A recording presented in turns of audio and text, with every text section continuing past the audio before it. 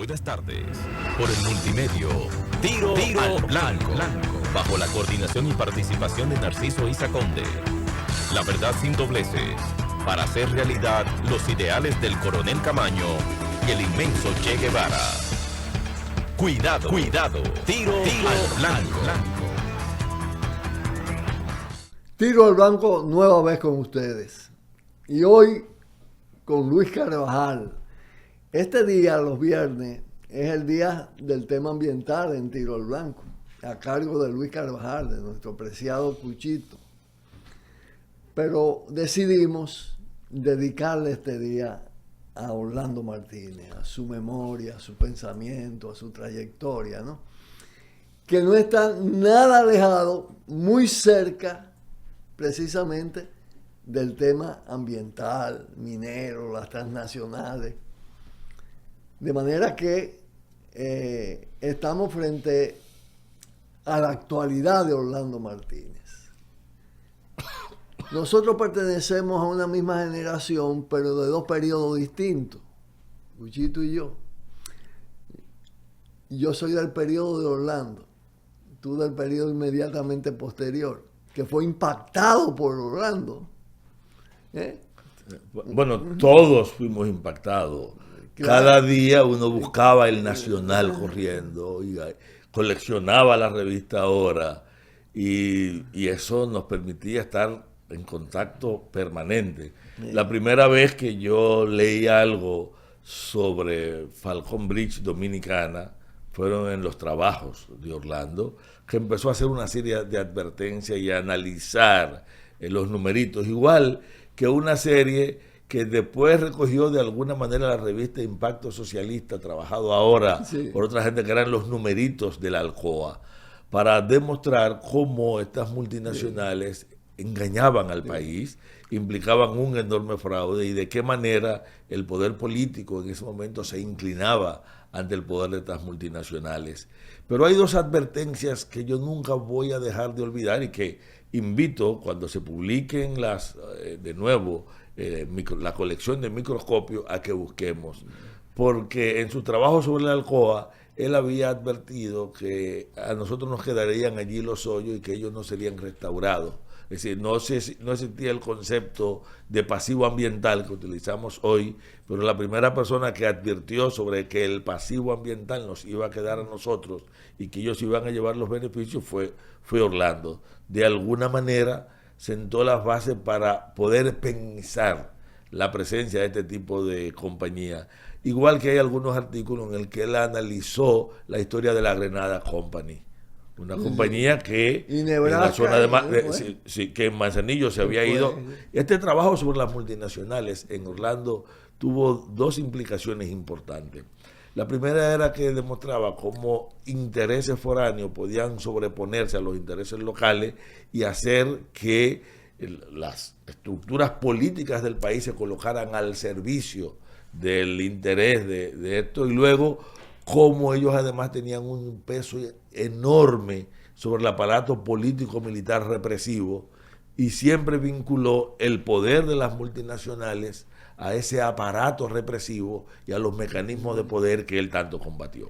Mira, precisamente tú hacías referencia a Impacto Socialista.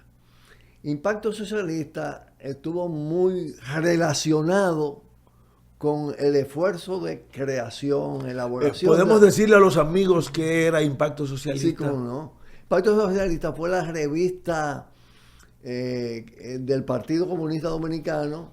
Me tocó a mí dirigir esa revista que publicamos ya en la fase de lucha abierta, vamos a decir, precisamente en el periodo de los 70. Incluso la revista Impacto Socialista contiene, después de la muerte de Orlando, después del 75, el primer emplazamiento a un presidente, que fue Jorge Blanco, con un trabajo que se titula, y está en primera página, ¿Quiénes mataron a Orlando? Que se dan los datos de eso. Pero te decía, yo quiero hacer un reconocimiento al mismo tiempo a una relación que tenía Orlando con Marcos Rodríguez, el hermano de Hipólito Rodríguez, guerrillero del 14 de junio. Marco también fue del 14, fue del Partido Comunista Dominicano. Marco era un gran investigador. Y realmente el pensamiento de Orlando, los aportes de Marco influyeron mucho en la revista Impacto Socialista.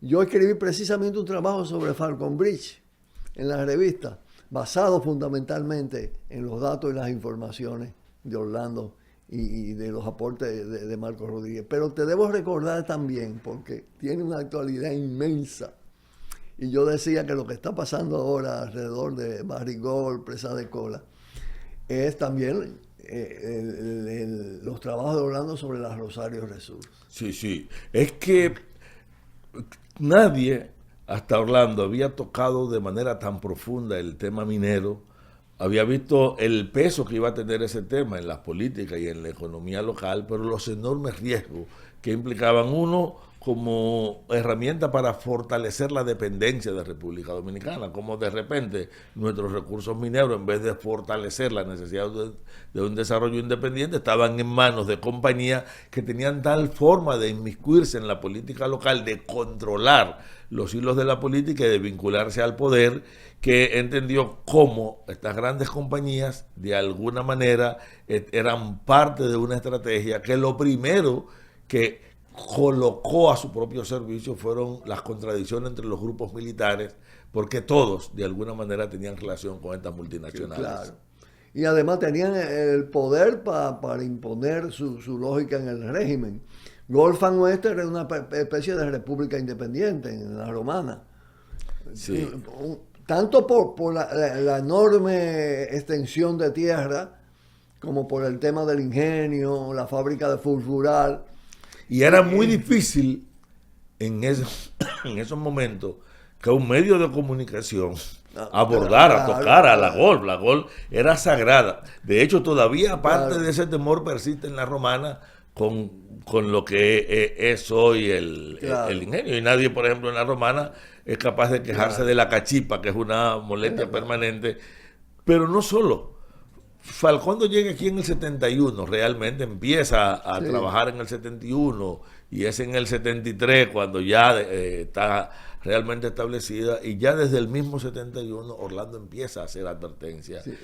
Y lo mismo con Gulf and Western. Hay que decir también, hay un aporte importante de José Israel con lo de Gulf and Western. Sí. Recuérdate la colección de Bate también, ¿no? Claro.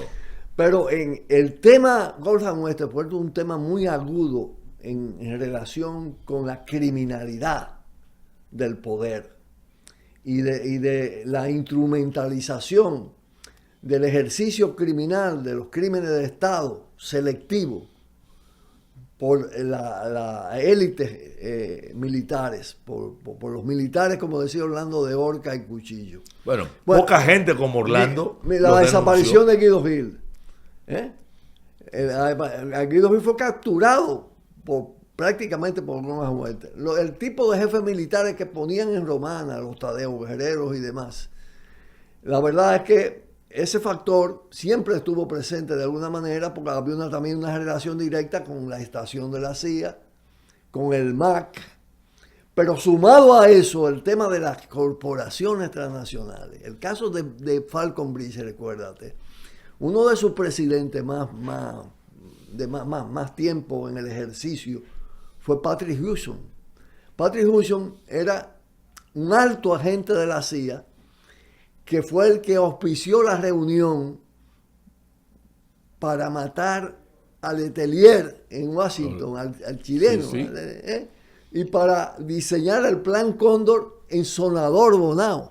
Por eso la relación de estas multinacionales con todas las tramposerías y todas las mañas del poder imperial manifestado en América Latina permitió que República Dominicana jugara un papel funesto, porque se hacía no solamente desde nuestro territorio, sino con la protección y con la anuencia de la clase política gobernante en ese momento, independientemente de lo que se dijera, que no estaba ajeno a esa situación. Incluso aquí se decidió el derribamiento del avión cubano, coreano, del equipo coreano que iba en el avión cubano de Aviación en Barbados.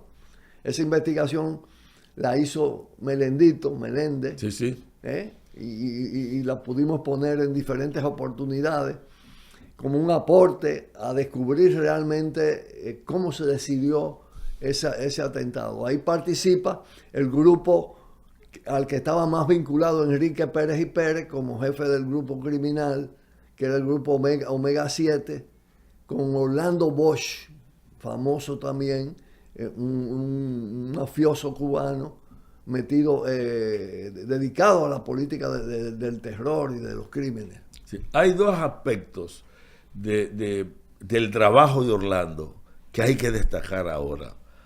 Primero es que él revela cómo al final todo el entramado se había montado para que estas compañías no solamente no pudieran ser tocadas, sino que tuvieran una especie de presencia perpetua en República Dominicana. Orlando criticó la ley minera del 71 en los plazos que señalaba y había dicho que eso había sido producto de alguna especie de lobby de estas compañías. Pero lo otro que él reveló era la relación entre este poder económico, el poder militar local y toda la derecha latinoamericana que estaba reprimiendo en cada uno de sus países. Vamos a hacer una pausa y volvemos.